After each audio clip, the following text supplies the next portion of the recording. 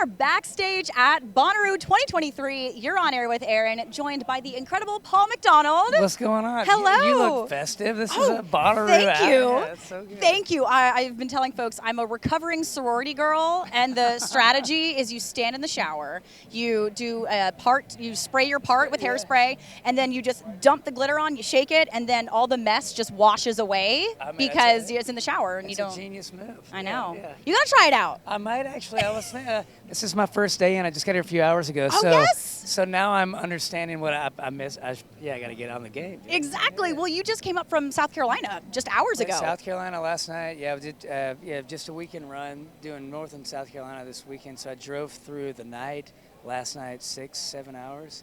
Oh my Got gosh. a few hours of sleep, and then showed up and played the set. Man. It's the Bonnaroo way. No sleeping and lots of high energy activities. That's it. Yeah. Incredible. Well, if you haven't seen Paul McDonald live, or even if you have, you are probably the most relaxingly energetic, chaotically chill performer I've ever seen. Just the complete oxymoron of you're so soothing to watch, but so high energy at the same time. Well, thanks. Yeah. I feel like I should hire you to write my bio on my next. Why not? Yeah. Why not? I mean, yeah, I enjoy performing, especially a festival like this. This is like, to me, this is my heart always feels like I belong at a place like Bonnaroo. It's just it's easy. Folks are welcoming. It just they want to listen. They want to be present. It's one of the best crowds you can play for. So yeah, I had a great time rocking this afternoon. Well, you also played with one of the best bands, the Pitch Meeting Band. Pitch Meeting Band. So yep. So I've been told they're rated the number 3 band in Nashville. Not the best, but the number 3. I'm gonna rate them the best. They are amazing. Yeah. They're phenomenal,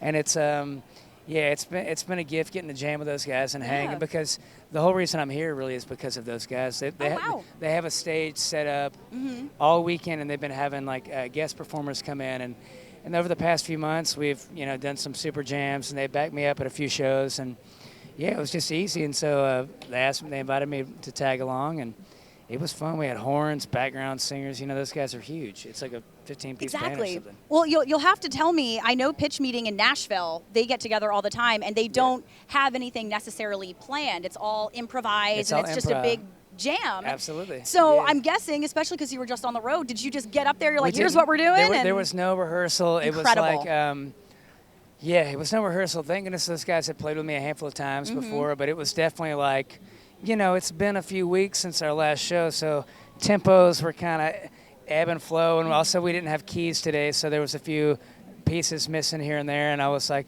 all right, like now this is, instead of taking this song that fast, we're going a little bit ballad zone here, or this one's a little bit more funky, or this one's a little bit more rock and roll. Yep. But that's go with the flow, and it was just kind of reading the room and understanding where the guys were going to go, and it's just listening. When you're playing with folks that are that good, it's really just listening and not stepping on anyone's toes. And those guys are great at doing that, And what part of makes you a phenomenal and unique artist is that you are just very down for anything, it seems, musically. Of course, yeah. But also you are everywhere to be found in Nashville, specifically for charitable causes. Yeah. We met at Spreading Hope with Keith Griner about a year and a half ago. Yep.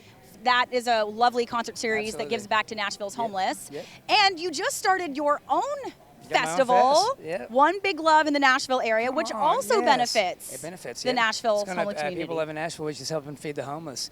And so, I think maybe it's just because I'm older and I've been doing it for a while or something, that I just like kind of got over like, look at me, promote my new single, promote my new record. It was like the thing that gives me the most joy, I guess, is community and giving back to the community. And like Nashville right now has some amazing artists, some unbelievably talented artists and beautiful souls that are also using their voice and their music for the greater good. And One Big Love is that. I've kind of handpicked some of my favorite people that are using their voice for the greater good, and we're hopefully trying to give back to the homeless and make a cool thing. It's like Laurel Canyon all over again, Oh my gosh. Well, you and I have a mutual friend, Josiah, in common. Josiah's He's amazing, and he told me something that sticks with me that resonates with what you just said, that you can plan an event or even a festival to have a good time, and that can be all you need at the end of the day. But if you have a reason behind what you're doing, absolutely, it's going to last and it's going to stick. Yes. And that's exactly what you're doing. Yeah. Pitch Meeting are doing the same thing. I mean, they're a nonprofit organization, and it's like, and that's it. It's like if our time on this earth we can give back and Yeah, lift folks up. That's really it, you know? Like, all the other stuff is ice on the cake. Playing Bonnaroo is real fun, though. Yes. It's real fun. Absolutely. Yeah. This is my first time ever at Bonnaroo. Oh, my gosh, dude, you're You've crushing done- it. You're Thank crushing you. it. I tried. I did my research. I'm like, how should I look for this? But everybody looks so different, so you can wear you anything can do whatever and you everyone want. loves it. I've seen a little bit of a lot of eclectic wardrobe going on. That's a good word for it. Eclectic, yes. A lot of there's some very confident people out there in the audience. Yes. Like, Woo! wow, not much going on there, but yeah, rock and roll. Yeah. You jokingly just mentioned promoting my new record. Now, you had your debut solo album come out 5 years ago. 5 years ago, yeah. I haven't 5 years. I know. Modern Hearts. Modern Hearts. Such a beautiful piece of work. Man, thank you. Paul, when are we getting the next one? I got new music it's finished. It's done. It's done. So in between now and Modern Hearts and now I've made multiple albums and I just never released them. It never really quite felt right or the right time but I'm sitting on a full record that I did with my buddy Anthony DaCosta in a phenomenal band, and a lot of these songs are more introspective. I wrote during the pandemic, kind of deep thinking, living and dying songs, and it's on its way. It's on its way. Like the final mixes got in yesterday. I got a text last night being like, here they are.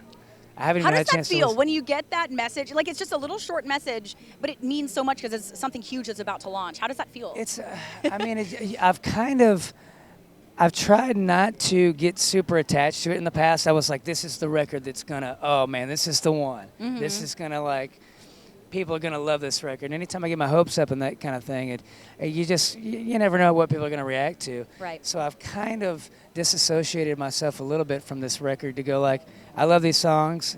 I think they're beautiful, and they've moved me and helped me through my life when I wrote them. And now they're not mine anymore. When they go out to the world, they're no longer mine. They're up to, everyone to interpret for themselves and find their own meaning, which is the best part about music. That's it. Now, someone that we're both big fans of is here, Hanson. Oh, yeah. They played with Corey Wong last night at the Jam. It was incredible. Those guys are my brothers. Right? Yes, and we were just hanging out at the panel in there a little while ago. Oh, yeah. I know that you wrote some songs with them on their recent record. Yes. Did they write any songs with you for this record? I wish we had, but we were just talking like, I just saw Taylor a second ago, and Isaac just passed me a batch of his like tater tots. He's like, you want this? Oh, fantastic. Like, yes, I would love some leftover I too want some tater tots, yes. Yeah, I appreciate that.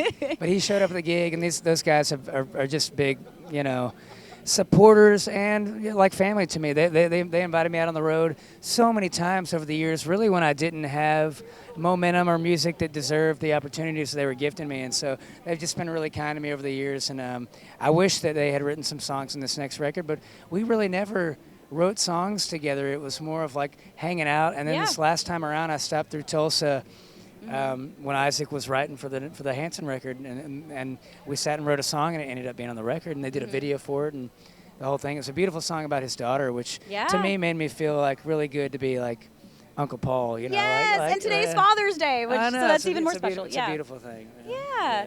Well, you are just so fantastic, Paul. The one thing I want to end on here is what a self-starter you are, and actually Taylor was talking about it in there, but they broke away 20 years ago, started their own label. Yep. You have started over a few times. You've gone your own way, and you're in Nashville absolutely crushing it, and you've stayed true to yourself. So can you just speak to how you've continued on this journey of staying true to yourself, but adapting to what needs to happen to make yourself as wonderfully successful as you are? I mean, that's a good question. I mean, I still feel like I'm like not crazy successful. I've just kind of, I've learned from my peers, from my pals. I mean, hanging out on those runs with Taylor and Hanson and those guys, and seeing how they run their business, and going like, oh, cool, they're doing on their own merchandise, and they built their own little universe. And instead of being reactive, I just kind of got tired of being like, how come I'm not the person that's doing that? How come my friends are doing that? Being reactive to outside opinions and going like, I'm going to be proactive, and I'm just going to build my own world and continue to like make music and quit worrying about the noise, and when you do that, when you start making music for yourself and doing it for the right reasons, bringing community together and lifting folks up, and then it's not about an ego anymore. It's about like just giving back and making art that you're proud of with people that you're proud to make the art with, Fantastic. And that's the recipe to whatever little success that I have right now. Paul McDonald, you are a treasure. I hope you have a safe trip back later, just an hour down the road for us. But thank you so much for hanging out. For It was so hanging good to in. see Come on. you.